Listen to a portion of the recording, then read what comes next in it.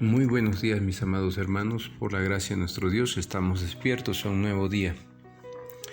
Oremos. Padre, damos gracias por el día que usted nos regala, por su amor y su misericordia. Asimismo rogamos que usted nos dé sabiduría en este día para hacer su voluntad. Perdone toda falta cometida y guíenos siempre en su gran misericordia con su Espíritu Divino para hacer lo que es justo y santo delante de sus ojos.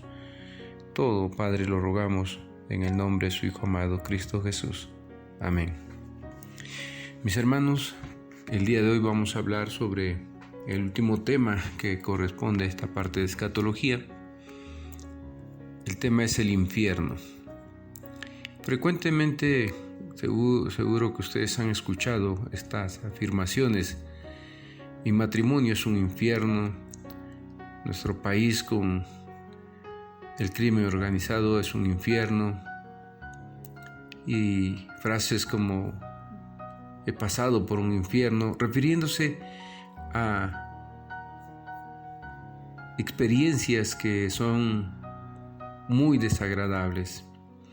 Estas expresiones, por supuesto, no deben ser tomadas en sentido literal, más bien están reflejando nuestra tendencia a utilizar la palabra infierno como un término descriptivo de la experiencia humana más espantosa u horrenda. Sin embargo, no hay ninguna experiencia humana en este mundo que pueda compararse con el infierno. Y esto es importante afirmarlo también, porque hay algunas personas que dicen, pues mi vida ha sido un infierno. No, ninguna experiencia humana en este mundo se puede comparar con el infierno. Si tratamos de imaginar el sufrimiento más atroz aquí y ahora, nuestra imaginación todavía no habrá alcanzado la realidad espantosa del infierno. El infierno es considerado algo trivial cuando se lo utiliza en expresiones soeces. El utilizar esta palabra con ligereza puede ser un tibio intento humano de considerar el concepto con ligereza o de una manera entretenida. No, al cielo, qué aburrido. En el infierno, si allá hay baile, hay chupe, hay mujeres, viejas y todo lo demás, dicen algunos, pues yo me voy al infierno. Mucha gente, y aún en algún momento, por ignorancia muchos, suelen burlarse de las cosas que más tememos, aquellas que nos causan temor, y como un esfuerzo fútil para quitarles las garras y los colmillos, buscamos reducirle su poder amenazador. Por eso nos burlamos de ellos. Ustedes se dan cuenta cómo en nuestro país se celebra el Día de la Muerte. Nuestra gente en nuestro país se viste de calaca, se burla, se ríe, se pinta, etc. Porque en cierta manera queremos quitarle ese temor que nos causa, quitarle esas garras y colmillos que en realidad tienen, disfrazándolo a través de esas risas, burlas que se hacen. No hay ningún concepto bíblico más horrendo ni más aterrador que la idea del infierno. Es tan poco popular que muy pocos creerían en este concepto si no fuera que nos viene de las propias enseñanzas de Cristo.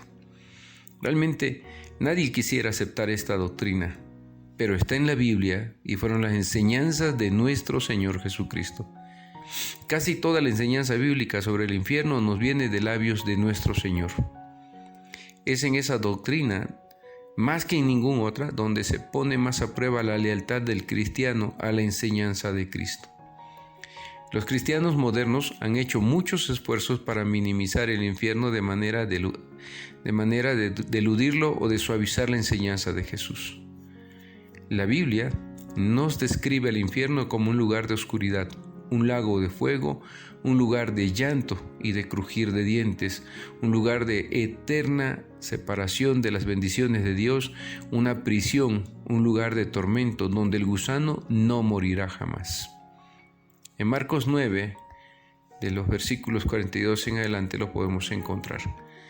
Estas imágenes tan gráficas del castigo eterno nos llevan a preguntarnos: ¿debemos tomar estas descripciones literalmente o son solo símbolos? Podemos pensar, mis hermanos, que se trata de símbolos, pero eso no es ningún alivio. No debemos pensar que son simplemente símbolos. Es muy probable que el pecador en el infierno prefiera un lago literalmente de fuego como su morada eterna que la realidad del infierno representada en la imagen del lago de fuego. Realmente, quien ha leído la Divina Comedia de Dante Alighieri encontrará ya una descripción del infierno, pero eso es realmente algo, diríamos, simbólico. Pero no por ello deja de ser real. Recordemos que los símbolos nos comunican realidades y en este caso estas imágenes podríamos concluir que nos están comunicando una realidad la cual es peor que lo que el símbolo nos está sugiriendo. La función de los símbolos es señalar algo más allá de ellos hacia un estado más intenso que el contenido del símbolo. Si usted ve un símbolo de una llama de fuego, una flama, el símbolo en sí mismo nos está comunicando una realidad mucho más grande, más tremenda. No puede servir de ningún consuelo para aquellos que los consideran simplemente como símbolos el que Jesús haya utilizado los símbolos más espantosos que sea posible imaginar. Un suspiro de alivio parece escucharse cuando alguien declara, ¿verdad? El infierno es el símbolo de la eterna separación de Dios. Ser separado de Dios por la eternidad no representa una gran amenaza para la persona impenitente. Los impíos no quieren otra cosa que estar separados de Dios. El problema que tendrán en el infierno no será la separación de Dios, será la presencia de Dios lo que los atormentará. En el infierno, Dios estará presente en la plenitud de su ira divina. Estará allí para ejercer su justo castigo sobre los malditos, sobre todos aquellos que han muerto en sus pecados de manera impenitente. Lo conocerán entonces como el fuego consumidor que describe de la Biblia. Ya el escrito a los hebreos nos dice: dura cosa es caer en manos de un Dios vivo y verdadero. Horrenda cosa es caer en manos de un Dios vivo y verdadero. Y esas expresiones deben llamar la atención, deben hacernos reflexionar. De cualquier modo que analicemos el concepto del infierno, siempre termina siendo un lugar de crueldad y de castigo. Sin embargo, si es que hay algún consuelo en el concepto del infierno, es la plena seguridad de que no habrá crueldad allí. Es imposible que Dios sea cruel. La crueldad implica infligir un castigo que sea más severo o más duro que el crimen. La crueldad está en la esencia misma de la injusticia, y Dios, nuestro Señor, es incapaz de infligir un castigo injusto. El juez de todo el mundo sin duda hará lo que es el bien. Ninguna persona inocente sufrirá bajo su mano. Posiblemente el aspecto más aterrador del infierno es su eternidad. Las personas pueden soportar la más angustiante de las agonías siempre y cuando sepan que en algún momento ha de terminar. De allí la frase que se dice, ¿verdad? No hay mal que dure 100 años, ni cuerpo que lo aguante. En el infierno, esta esperanza, mis hermanos, no existirá. Allí no habrá esperanza de que un día va a acabar su tormento, el sufrimiento. La Biblia nos enseña con claridad que el castigo ha de ser eterno. Se utiliza la misma palabra para referirse a la vida eterna y a la muerte eterna. El castigo, por lo tanto, implica dolor. La aniquilación que algunos han postulado no implica dolor.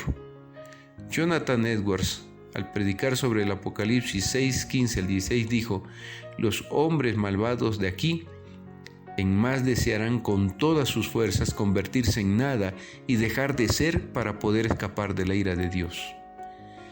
El infierno entonces es una eternidad frente a la ira de Dios, justa y siempre ardiendo, un tormento en el sufrimiento del cual no hay escapatoria posible ni habrá alivio. Recordemos aquel hombre, ¿verdad?, rico que en la tierra tuvo bienes y menospreció a muchos pobres. Uno de ellos fue Lázaro, que fue a un lugar de tormento y quería apaciguar, calmar su tormento.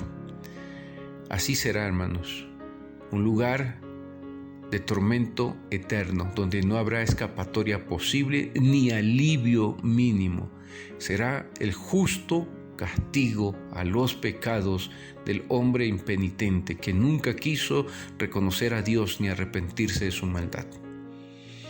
Comprender esto es crucial para apreciar la obra de Cristo y para predicar su evangelio. Por eso el evangelio es buena noticia, mis hermanos, porque nos libra de este tormento eterno. Tenemos un llamado urgente a comprender esto, porque hoy se ha trivializado, se han burlado, han hecho películas de terror y cosas de este tipo, pero en realidad, mis hermanos, el infierno es una realidad que enfrentarán muchos que no creen en la promesa y en las palabras de nuestro Dios.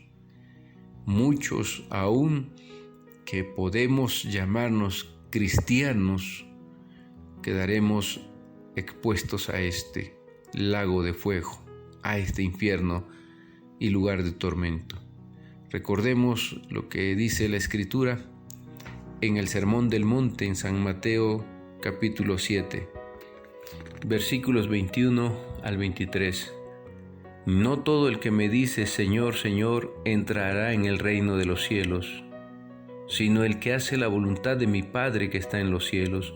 Muchos me dirán en aquel día, Señor, Señor, ¿no profetizamos en tu nombre y en tu nombre echamos fuera demonios y en tu nombre hicimos muchos milagros?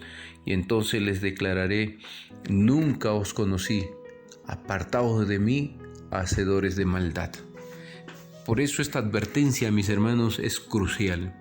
No solo se trata de aquellos, ¿verdad?, violadores, asesinos, los peores hombres de la tierra. No, muchos aún dentro de la iglesia dirán Señor, Señor, pero ese día no entrarán al reino de los cielos.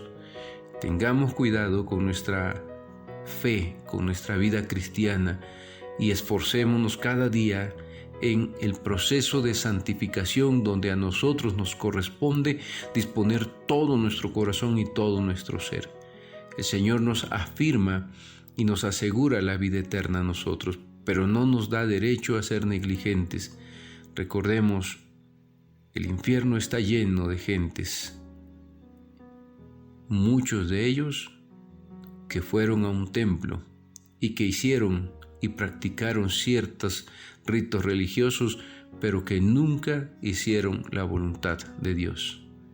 Mis amados hermanos, espero que el corazón de ustedes esté afirmado en la verdad del Evangelio y podamos vivir en el poder del Evangelio.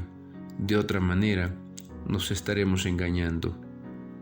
Dios les bendiga y su Espíritu redarguya siempre en nuestros corazones para estar alertas, para vivir de acuerdo a la santa voluntad de nuestro Dios.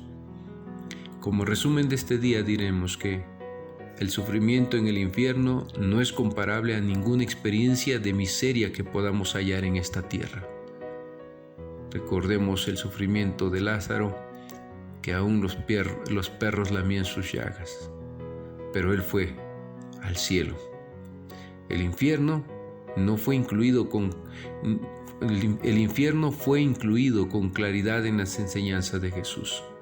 Si las descripciones bíblicas del infierno son símbolos, entonces la realidad será peor que los símbolos. El infierno es la presencia de Dios en su ira y en su juicio justo y santo. No hay crueldad en el infierno. El infierno será un lugar de perfecta justicia. Allí recibirán cada uno lo que merecen sus actos pecaminosos. El infierno es eterno. No hay ninguna escapatoria ni por el arrepentimiento ni por la aniquilación. Aquel que muere en pecado va directo a la condenación. No hay manera de salir de ese lugar. Todo lo asegura así la Santa Escritura. Así que este es el tiempo de la buena noticia. Este es el tiempo de buscar a Dios. Los pasajes bíblicos para la reflexión de este día: Mateo 8, 11 al 12, Marcos 9, 42 al 48, Lucas 16, 19 al 31 y Judas 1, 3 al 13. Apocalipsis 20, 11 al 15. Dios les bendiga, mis amados hermanos, y toda doctrina sea para edificar vuestras vidas y afirmar la fe. Si el Señor lo permite, el lunes continuamos con nuestras reflexiones.